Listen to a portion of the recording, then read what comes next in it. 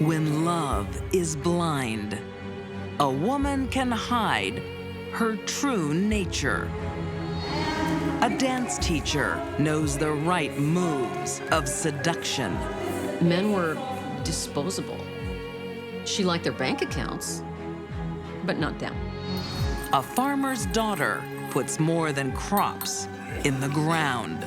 A cold, calculating, just wicked person. Why don't I move in? And a love-struck woman won't take no for an answer. Here come the demons now, and they're talking to her. These deadly women think their desires are worth more than lives. They have dark hearts.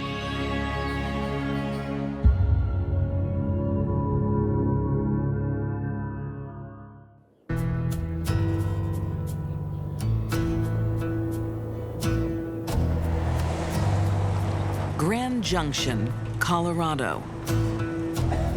A peaceful rural town, but not on June 10th, 2008. 51-year-old Miriam Helmick comes home to a nightmare.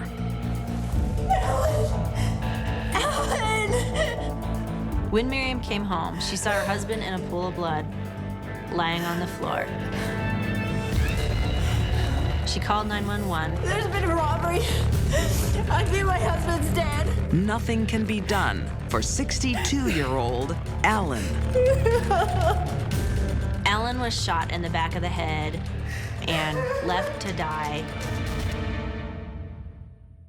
And quick, slow. Quick, slow. Very good. This is a basic salsa. Just 3 years earlier, the couple meet on the dance floor. Ladies, you want to make this a little more feminine? You can exaggerate your hips. Alan takes up ballroom lessons after the sudden death of his beloved wife. Miriam is the instructor.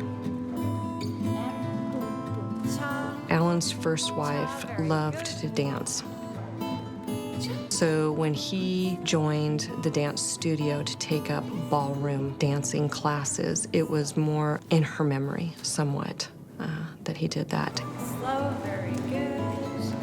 That's how he started to get back into life, I guess, and kind of grieve and mourn and move on. And 1, 2, 3. Miriam proves to be the perfect instructor in more ways than one. 1, 2, 3. 1, 2. Okay, you'll get it. I'm better with real estate. Oh, what exactly do you do? I'm a property developer. Really? Yeah. Just follow my body and you'll get it. She waltzes her way into Alan's heart. It was somewhat of a whirlwind romance. They started spending a lot of time together, were inseparable, and then were married. Miriam strikes it lucky. Real estate developer Alan is a multi-millionaire. I love it here. Good. So all I want to do is make you happy. And wants to share his success with his new bride. He did spoil her. I think he thought, okay, I lost the love of my life, and my gosh, I've been blessed to have found somebody else. The shrewd businessman throws caution to the wind.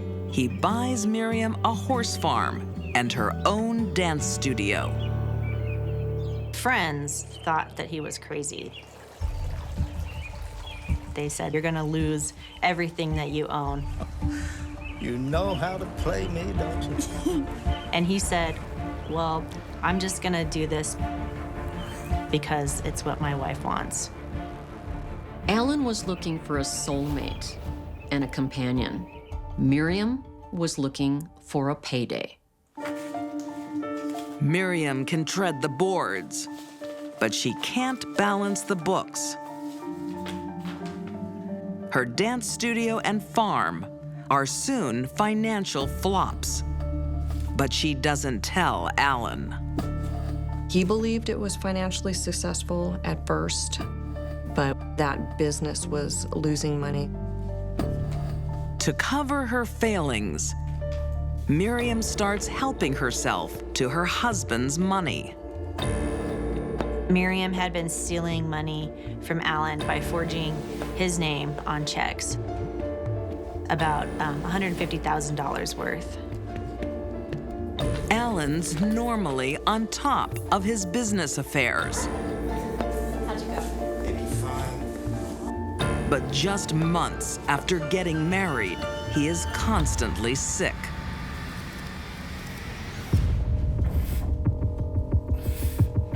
For a good 2-month span, he was not doing well.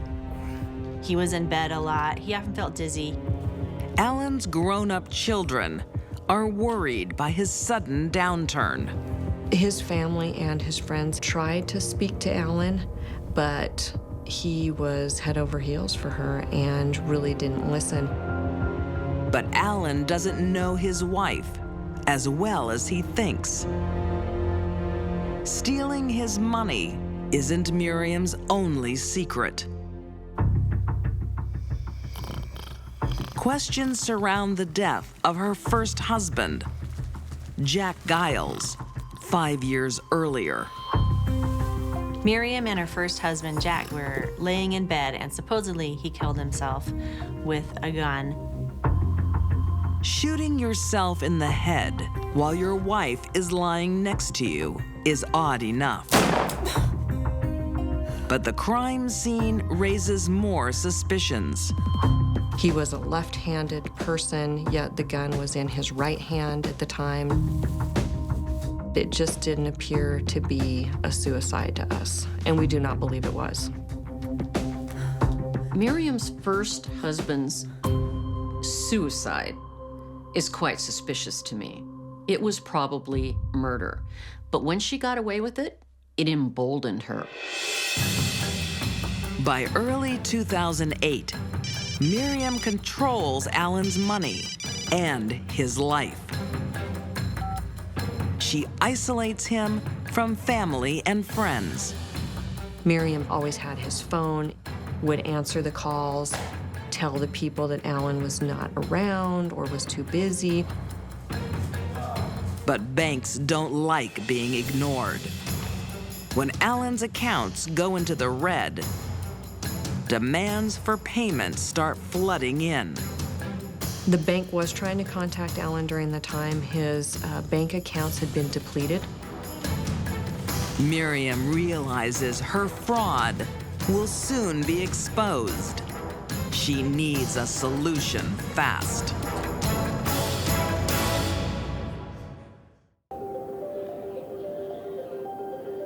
Grand Junction, Colorado. In April 2008, Miriam and Alan Helmick go for a drive. She's stolen $150,000 from her husband, but he has no idea. How are you feeling? Terrible. And if she has anything to do with it, he never will. Miriam had rented a movie, and in that movie was a car scene where the bad guy put a rag in a gas tank and lit it up, and the car exploded. I'll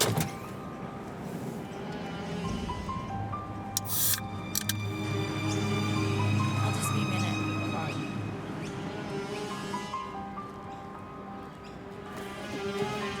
As Alan waited in the car, he started to notice a smoke coming out of the back. Flames were coming out of the gas tank. I think he grabbed a Coke, tried to put it out. Blowing up a car is easy in Hollywood, but not in real life. Oh my God! She tried to duplicate fantastic things that she saw on the big screen. That's how Miriam saw life. A movie, and she was a player. Miriam wants to kill her husband to solve her money problems, and she's not giving up. Just over a month later, On the morning of June 10th, 2008, she strikes again. You're the one who looks after the books. But the books don't add up, Miriam. You leave the stable door open? What? No. Alan was in the kitchen, appeared to be looking out a window, would have had his back toward her. Damn.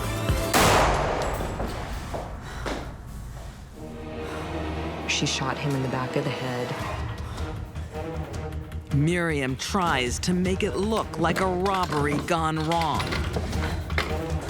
then goes shopping for an alibi. She was seen on video surveillance in several stores.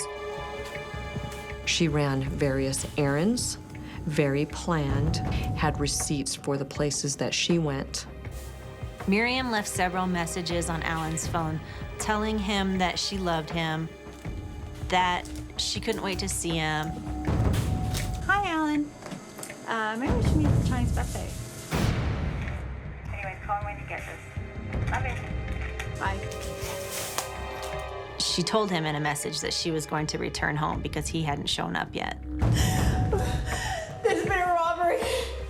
On her return home, Miriam plays the grieving widow. Miriam really thought, as most psychopaths do, that they're smarter than the police. But investigators aren't fooled. The crime scene is all wrong. They noticed right away that nothing had been stolen, and they were immediately suspicious that it was either a staged homicide or a staged suicide. Miriam comes up with a plan to prove there is a killer on the loose. Miriam had indicated that she was being stalked and was fearful that the same people that had killed Alan were now attempting to kill her. Miriam even shows police evidence of a killer. Inside the card is a handwritten note that said, "Alan was first, you're next, run, run, run." Oh my God! It's an unusual card, and police track down where it was bought and when. Security pulled their surveillance videos and found Miriam coming up to the register with the card, purchasing the card, and they were able to link the receipt for that card on that particular day to that video with the time with Miriam. Unwittingly, Miriam's just starred in her very own movie. Police plan to roll out the red carpet. Miriam's purchase of the card, the scene of the crime, the alienation, the missing money, everything began to point in the direction that Miriam was the killer of Alan Helmick. The game's up. In December 2009, Miriam Helmick is convicted of first-degree murder and sentenced to life and an additional 108 years for 14 counts of fraud. Miriam is cold, calculated, heartless, somebody that took advantage of a very nice man and his family. Hi. There is love in Miriam Helmick's dark heart, but it's for money, not men. She had everything she wanted. The dance studio, her horses. I think she just wanted all of that without Alan around. To Miriam, men were disposable. She liked their bank accounts, but not them.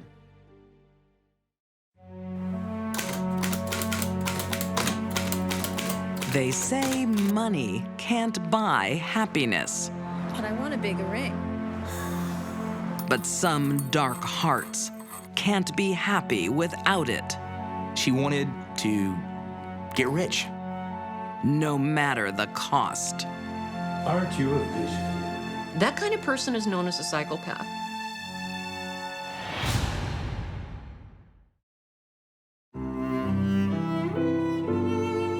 In Straitsville, Ohio, 1908, the daughter of a humble farmer is dressing for success.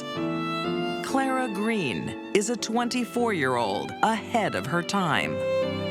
She had a high school degree, did graduate, and she also had 2 years of business college.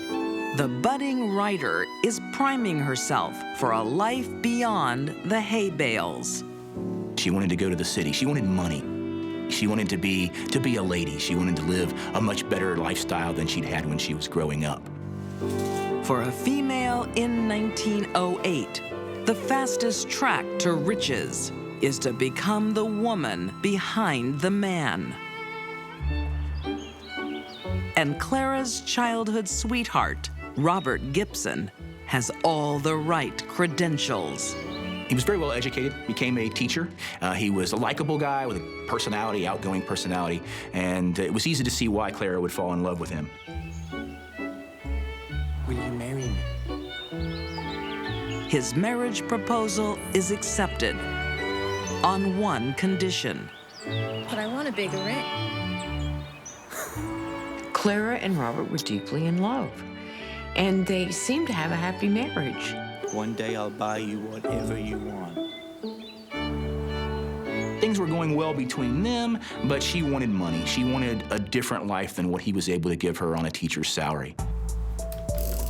France sold the territory of Missouri. Robert won't make their fortune teaching, and Clara's not getting rich writing for newspapers. But she has a plan. She wanted nice things, she wanted nice clothes, and she came up with this scheme to get rich. Missouri's economy became more varied. Diverse. Yeah, that's better. They would travel around the countryside, write stories about the history of towns, and sell them by subscription and make money that way. We have to cover this territory well. Why? People have money there. It's a gold mine of subscribers. When Clara set her mind on something, it got done. We're going to be rich, Clara. But the business is a failure. Face it, Robert. We're never going to make any money. We will, Clara. We just have to be persistent. Clara waits 12 long years to see the money. Then, one day, it walks right through her front door. Frank, this is my wife, Clara. Clara. Frank Carl was the son of a Kansas farmer, Alonzo Carl. He was a big, robust, healthy guy. Aren't you a vision? Nice to meet you, Frank. One of these very likable kinds of men. Will you be joining us for dinner? Smells delicious. I'd love to. Frank's a salesman, Can I get you a beer? and he seems like a good one. She was given the impression that Frank had a lot of money. And that's a quality Clara likes in a man. Clara was unhappy with Robert, now had another man in line, if you will, and was ready to move on. March 1920. Robert is suddenly struck down with the flu. Luckily, Clara's on hand to provide constant care. No more. It will make you feel better. No more. Robert. Robert is never going to feel better. Robert Gibson officially died of influenza, and that was the official cause of death. Robert? The grieving widow wants no fuss and no funeral. He died at midnight. By noon the next day, Clara had packed up his body and shipped it off. So there was some speculation about why that happened. It was just kind of strange. In death, Robert finally delivers the riches he'd promised. She inherited from him about $3,000, which in $1920 would have been about $35,000, $36,000, something in that neighborhood. Clara has her long-awaited windfall. But ambition is a hungry beast. 5 months after the death of a husband, and she's marrying another man? It didn't look good for Clara. But to this date, no one had suspected anything.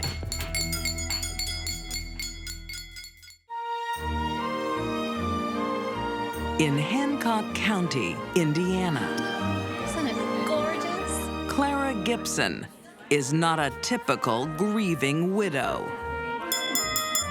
In fact, she's not even Clara Gibson anymore. To my gorgeous bride, the light of my life. Just months after the sudden death of her first husband, Robert, she falls into the arms of his rich friend. She married Frank Carl, and the newlyweds moved to Indiana, to a small rural community, Philadelphia, Indiana. It was considered untoward for someone to get married so quickly after having lost a husband. How long has it been? His bed is still warm. They were a little suspicious of her. What were her motives? Why did she want to get married so quickly? But Clara knows the only way to get ahead is to get a husband. Women at this time, they had to be dependent upon a husband or somebody to provide you with an income. The newlywed soon discovers Frank is all talk and no money. Here. What's this? Read it. 2 months after the marriage, Clara wants a divorce. She declared that one of the reasons for getting a divorce was that Frank had lied to her. And it turned out he didn't have any money. Clara, no, wait. Frank desperately tries to appease his wife. It's an insurance policy. It's for $2,000. He managed to get her to call off the divorce by making her the beneficiary of his life insurance policy. Please. Like Clara's first husband, Frank's now more valuable dead than alive. And he has prospects of an inheritance.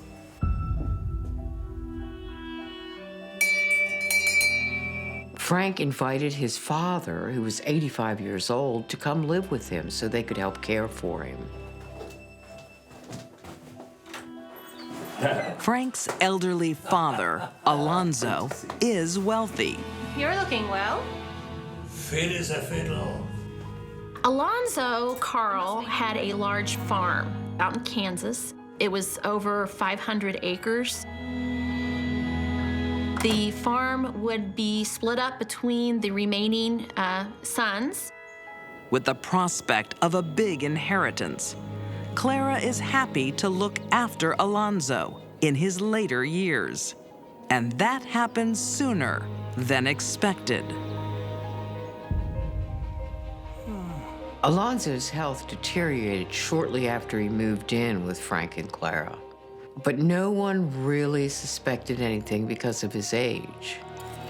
The caring wife is using her unique home remedy again. Got some more of that beef shin soup you love.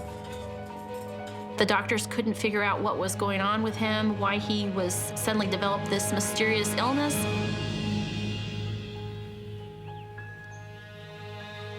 Basically, he had kidney, liver, and urinary problems.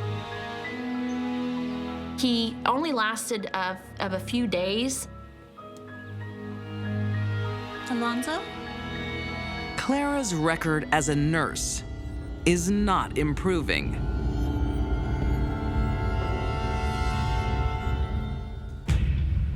As Frank mourns his father, Clara is already counting the money. I'm afraid I have some bad news. She hoped to inherit the family farm back in Kansas, and then she would have access to that estate and to the money that it might bring. Frank, her father left everything to his stepson in Denver. What? But the joke was on Clara. Alonzo left all of his money to someone else. The irony gods were laughing that day.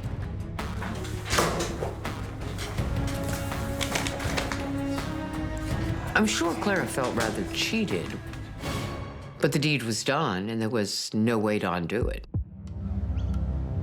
Clara still hasn't found her pot of gold. And a pattern is starting to form. And sure enough, in August of 1921, Frank began to complain of chest pains. So there's boards in my chest. Sounds awful. The neighbors were very suspicious. You'd had Alonzo die on July the 3rd, and now in August, just a few weeks later, Thanks, Clara. Oh, no, that one's for Frank. These are for you. here is Frank dying with the same symptoms. Unlike his elderly father, Frank fights the illness for weeks. As her husband lies bedridden, Clara invites friends over. But this is no solemn vigil. Oh, how is he? Not good, I'm afraid. Oh, I'm sad. Will you be joining us for dinner? She definitely wasn't by his bedside, wasn't the weeping widow or to-be widow. So she was kind of exhibiting some strange behavior. What's the news? Not good. It's rather uncommon for neighbors and townsfolk to be suspicious of someone unless they had good reason. 2 weeks after falling ill, Frank Carl finally dies. Clara plays widow a second time. Frank Carl's life insurance policy was $2,000. That's like $25,000 in today's money. But Clara underestimates the power of neighborhood watch. Frank's friends put their suspicions down on paper. They were convinced that she had killed her husband and probably her father-in-law as well. Clara began receiving anonymous letters that charged her with murder. She isn't the only one getting letters. Letters were written to the prosecutor to tell him that there was some untoward activity that was going on with Clara, and as far as the deaths of Frank and Alonzo Carl, that this was suspicious. Authorities open an investigation into Frank and Alonzo's deaths. They exhumed the bodies and brought them back to Indianapolis, where forensic tests were done. There was like 27 grains of arsenic in Alonzo Carl's body and 6 grains of arsenic in Frank Carl's body. You only need 2 in order to poison a person. You made it just the way you like it, Frank. That was enough arsenic to kill an entire jury and have plenty left over for the judge.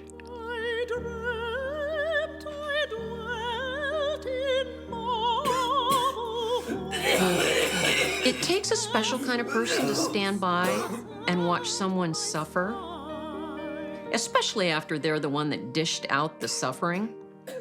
That kind of person is known as a psychopath. No feeling, no empathy. Investigators only need to prove one murder to put Clara Carl behind bars. In 1922, she is tried and convicted of poisoning her second husband, Frank Carl. She is sentenced to life. Clara Carl was a cold, calculating, just wicked person that killed those who were close to her in order to kind of support herself. But her deceptive charm isn't finished yet. In 1937, she convinces authorities she is dying of a terminal illness.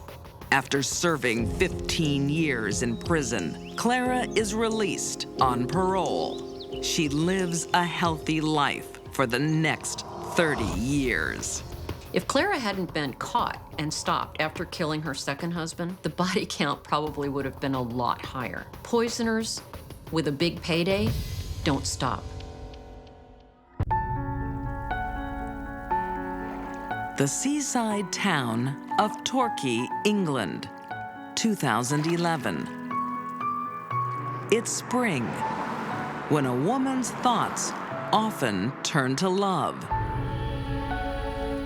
But 44-year-old Carol Kemp believes love has passed her by. Carol's childhood was not good. She was in and out of foster homes, at one point reunited with her mother and then taken away again.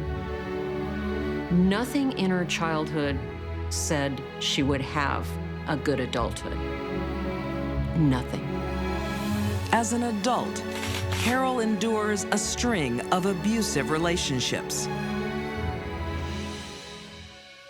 The emotional scars leave her unable to care for her own children. Carol had 4 sons. All of those children at different times were taken into care. The emptiness in her life is sometimes too much to bear. Carol had a history of self-harming. She had previously taken overdoses, and also she'd been known to cut herself.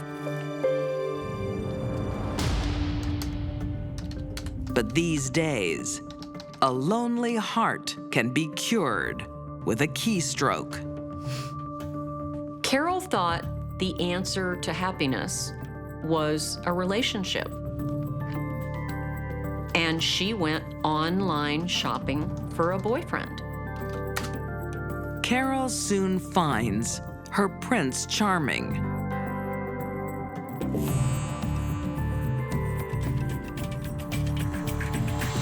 Martin Riesling was 44 years of age. He lived on Portland in Dorset. He worked as a laminator in a local firm. He worked there for many years. He's ticked almost every box on the path to happiness. Good friends, a steady job, a busy social life. All that's missing is that someone special. I just have to give up on that caper. Martin was a very cheerful, well-liked person. He was known for enjoying a glass of wine with his friends, his family, and he was very loved by his family. After flirting online for weeks, Martin agrees to meet Carol face to face. Here's cheers. To us. Okay, to us. She met Martin. She fell in love with Martin. I love Sunday roast. But it wasn't returned.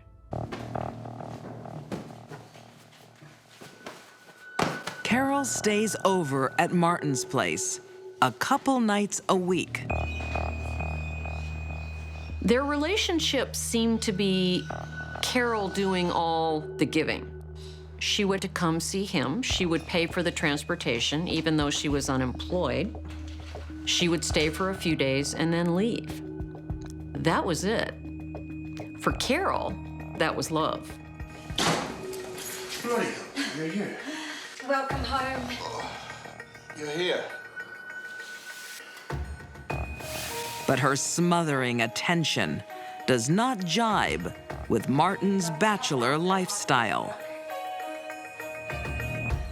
What have you done? Do you like it?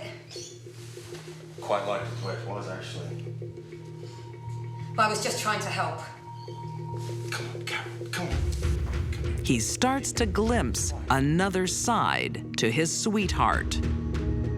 Carol was a very fragile person for any man to be involved with. What he doesn't know is that Carol isn't just a lonely heart.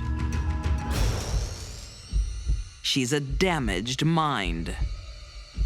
Carol Kemp was a Disneyland of psychiatric disorders. She was a mess. Carol has a borderline personality disorder. She's anxious and possessive, a fuse waiting to be lit. She suffered from very, very serious clinical depression and was put on antipsychotic medication. The medication hides the worst of her symptoms. But Carol Kemp makes a deadly decision. She'd stopped taking that medication in the beginning of December. And that's a catch-22. Because when she took her medication, she didn't think she needed it. And when she didn't take it, she didn't know she needed it. Off her meds, Carol's mental illness escapes. She becomes desperate for attention. When Martin goes to the pub, she calls 40 times in half an hour. Hello? Yeah, I'll be home soon. I need you to come home now. Look, calm down, Carol. I'm just down the pub with me mates, having a beer. Is that your new missus? And for Martin, this is humiliating. Carol, I'm not hearing you. I've got to go. He's among his peers, his friends, his colleagues, and here's this crazy woman screaming at him. There was an occasion when Carol sent repeated abusive text messages. Better get home soon, man. Without realizing it, Martin has stepped into emotional quicksand with no chance of escape. Carol was a walking police report waiting to be filled out.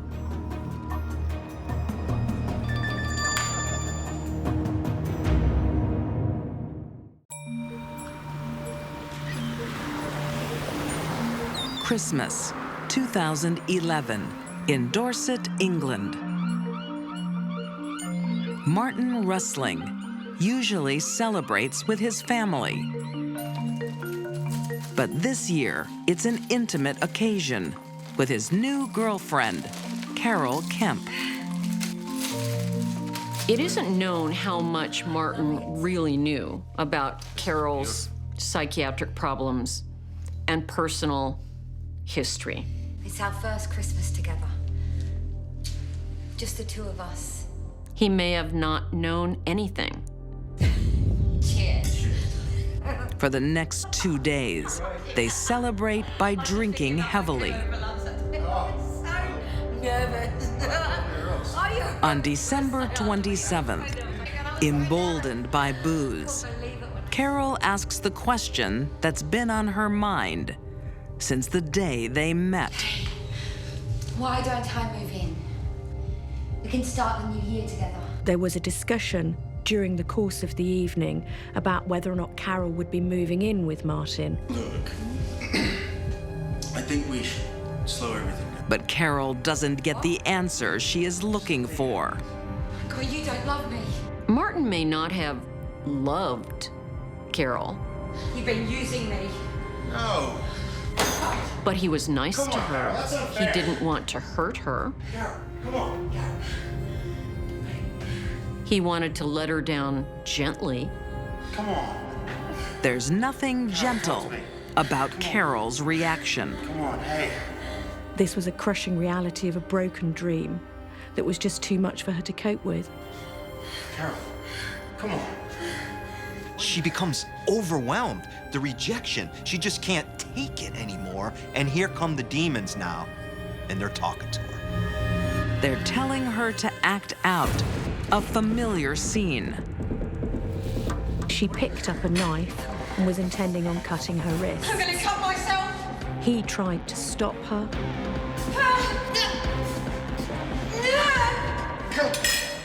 For Carol, What are you doing? this is where everything just goes south. She grabs Martin's necklace and rips it off of him. Martin won't defend himself. He doesn't want to do anything to harm this woman. Martin stops Carol harming herself, but she isn't the one in danger. That love, the heart, she just cut it in two. The wound is more than 4 inches deep. Martin is dying before he hits the floor.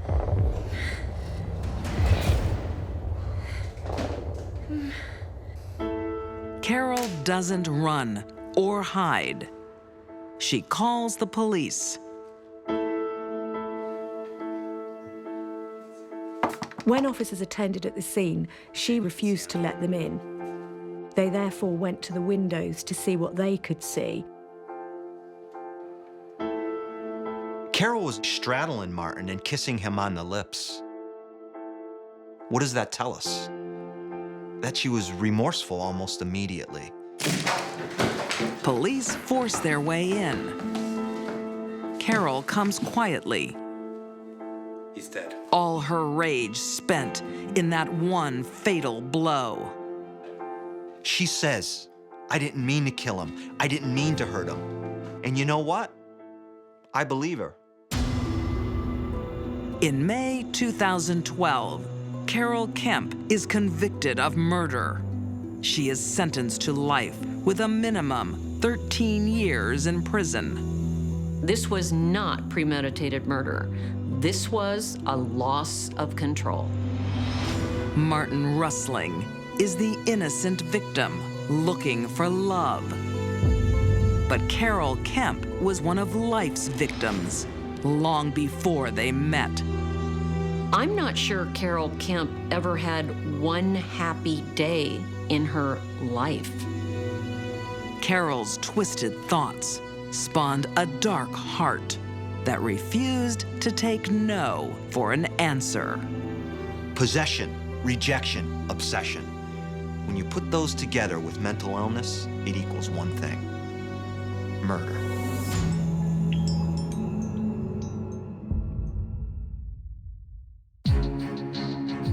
These deadly women turned on the men who cared for them. Miriam Helmick stole her husband's money and life.